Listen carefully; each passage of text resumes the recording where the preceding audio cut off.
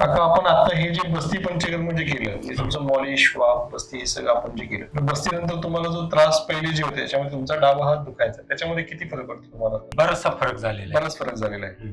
आणि जो गुडघा दुखायचा, गुडघेदुखीमध्ये किती फरक आहे? गुडघा दुखतोय अजून, हा. बसल्यानंतर दुखतोच, चमकतोच जरा, पण प्रमाण पहिल्यापेक्षा जरा कमी झाले. कमी झालेलं. खांदा थोडा जखडल्यासारखा व्हायचा. हा हा, आता थोडा मोकळा झाला. आता किती दिवस झाले आपल्याला बस्ती सुरू करून? 9 दिवस झाले. आज 9वा दिवस. अजून आपल्याला उद्याच्या दिवस एक लास्ट दिवस होता ना. झोप लागल्यानंतर 1 तासाने परत जाग येते.